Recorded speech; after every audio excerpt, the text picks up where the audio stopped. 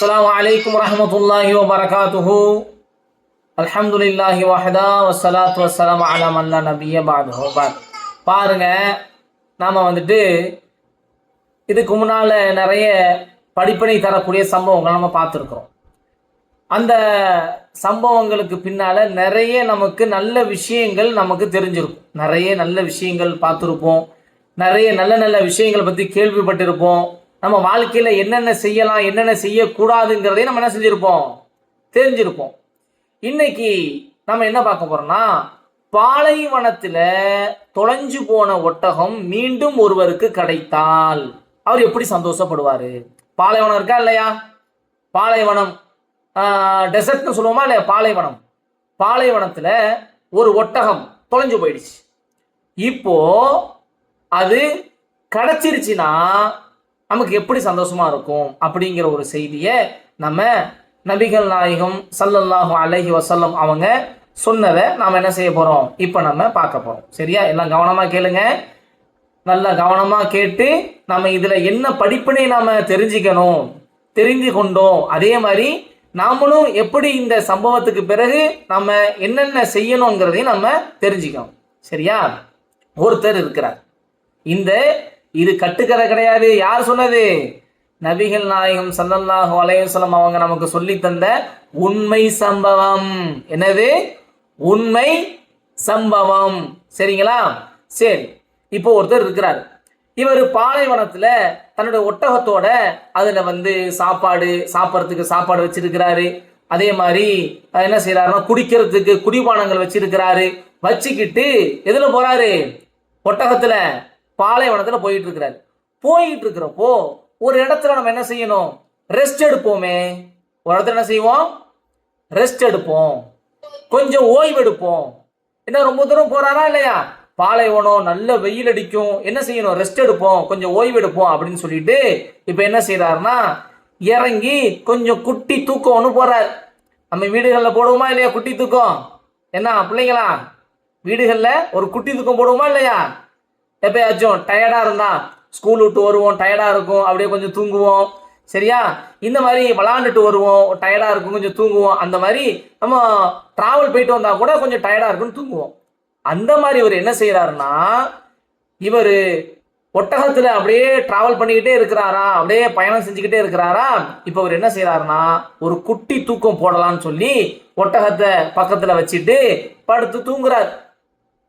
அந்த ஒட்டகத்துல தான் இவர் சாப்பிடக்கூடிய சாப்பாடு இருக்குது.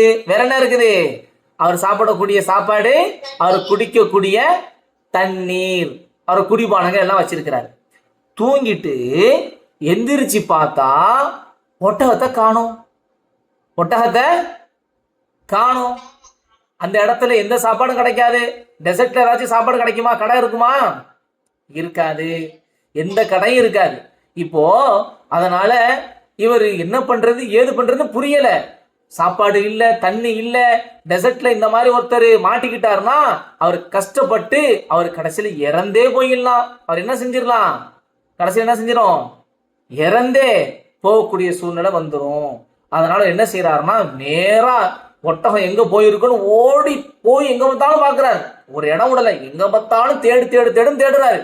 அங்க ஒட்டகம் இருக்குமா, இங்க ஒட்டகம் இருக்குமா, எங்க போனுச்சுன்னு தேடி களைச்சி போயிட்டார். சரியான வெயில், கடுமையான வெயில், கஷ்டம், வேர்வை, என்ன பண்றதுன்னு தெரியல. இனிமே தேடி என்ன பண்றது, ரொம்ப நமக்கு கஷ்டமா இருக்குன்னு சொல்லிட்டு நான் வந்த இடத்துக்கு என்ன செஞ்சிடறேன், திரும்பி போய் கொஞ்ச நேரம் அங்க ரெஸ்ட் எடுத்துக்கலாம், அப்புறமா போய் தேடலாம்னு சொல்லிட்டு எங்க படுத்து கிடந்து வந்தாரோ அந்த இடத்துக்கு மறுபடியும் வராரு. அந்த இடத்துக்கு என்ன செய்யறாரு, மறுபடியும் வந்து இன்னொரு குட்டி தூக்கம் போறாரு. இன்னொரு சின்னதா ஒரு தூக்கம் போறாரு. தூங்கிட்டு என்ன செய்யறாருன்னா, இப்போ எந்திரிச்சு தலையை தூக்கி பார்க்கிறாரு. ஒட்டகம் வந்து நிக்குது. என்ன வந்து நிக்குது? ஒட்டகம் வந்து அவரு எங்க விட்டுட்டு போனாரோ, எங்க ஒட்டகம் தொலைஞ்சு போனுச்சோ அதே இடத்துல வந்து என்ன செய்யுது, ஒட்டகம் நிக்குது. இவருக்கு சரியான சந்தோஷம். எப்படி இருக்கும் நினைச்சு பாருங்க. நம்ம வீடுகள்ல ஒரு பொருளை தொலைச்சிட்டோம், ஒரு 100 ரூபா காசை தொலைச்சிட்டோம், வச்ச இடமே தெரியல. இப்ப திடீர்னு கிடைச்சிட்டா எவ்வளவு சந்தோஷமா இருக்கும், ஆஹா கிடைச்சிருச்சு அப்படின்னு. ஆனா இவருடைய ஒட்டகம் காணா போயிடுச்சு, அதுலதான் சாப்பாடு இருக்குது, அதுலதான் இவர் குடிக்கக்கூடிய குடிபானங்கள் தண்ணி எல்லாமே இருக்குது, காணா போயிடுச்சுன்னு ஓடி திரிஞ்சு எங்க பார்த்தாலும் தேடி பார்த்தாரு, கிடைக்கவே இல்லை.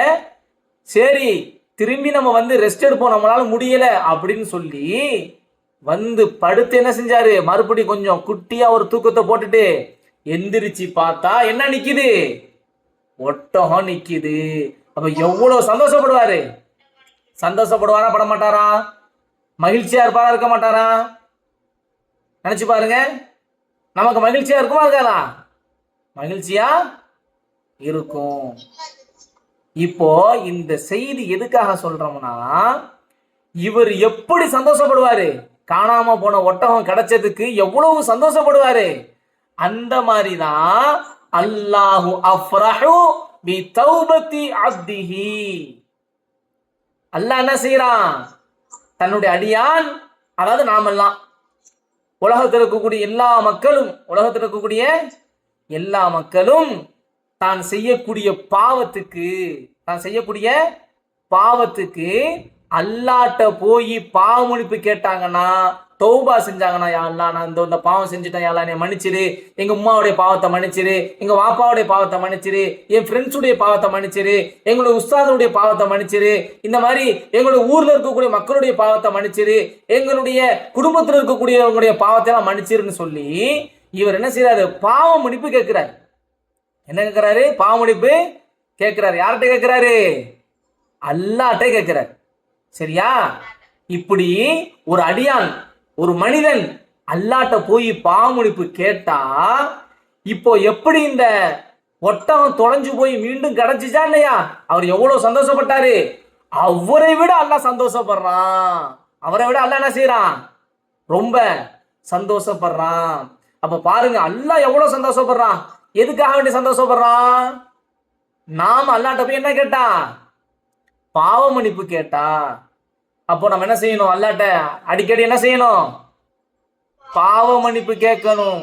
என்ன கேட்கணும், பாவ மன்னிப்பு கேட்கணும்.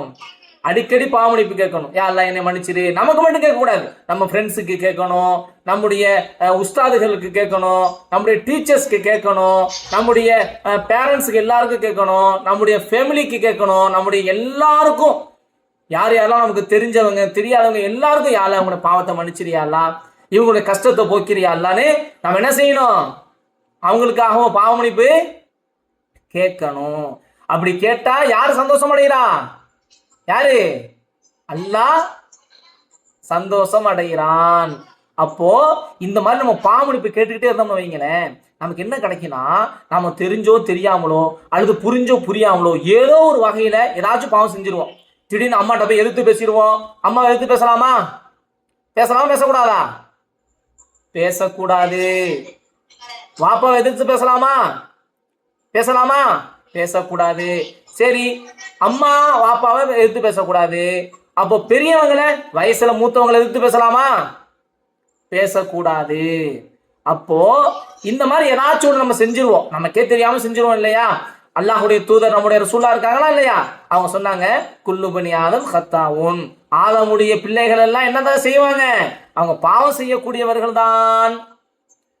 அப்ப நம்ம எப்படியாச்சும் பாவம் எப்படி செஞ்சோம், தவறு செய்யக்கூடியவர்கள் தான், தவறு செஞ்சிருவோம். ஆனா அந்த தவறை எப்படி சரி செய்யணும், அல்லாஹ்ட்ட பாவ மன்னிப்பு கேட்டு என்ன செய்யணும், நம்ம சரி செய்யணும். புரியுதா?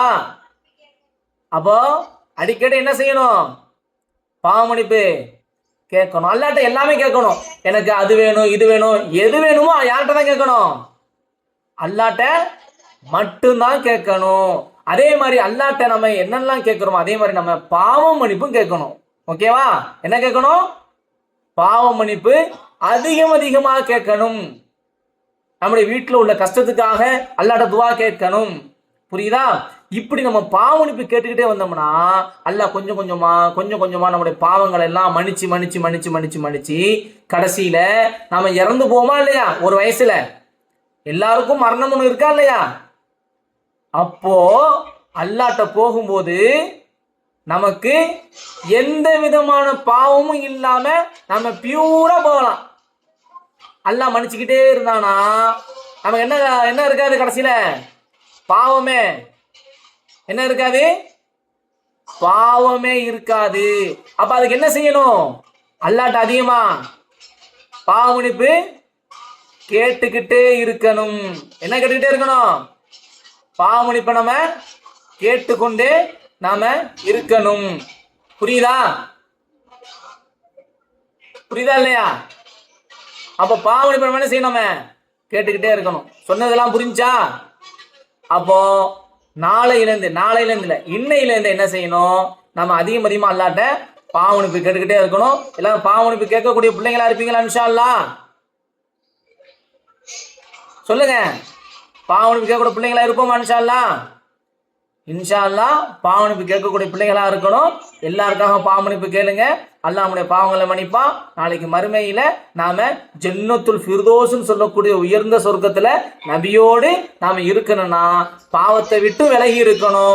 அதே மாதிரி பாவத்தை விட்டு நம்ம என்ன செய்யணும்? பாவத்தை விட்டு விலகி இருக்கணும். நம்ம எதை விட்டு விலகி இருக்கணும்? பாவத்தை விட்டு விலகி இருக்கணும். அதே மாதிரி செஞ்ச பாவத்துக்கு அல்லாட்டா பாவ மன்னிப்பு தேடிக்கிட்டும் இருக்கணும். அப்படிப்பட்ட நல்ல பிள்ளைகளா இன்ஷா அல்லாஹ் நம்ம இருப்போம். அஸ்ஸலாமு அலைக்கும் வரஹ்மத்துல்லாஹி வபரகாத்துஹு.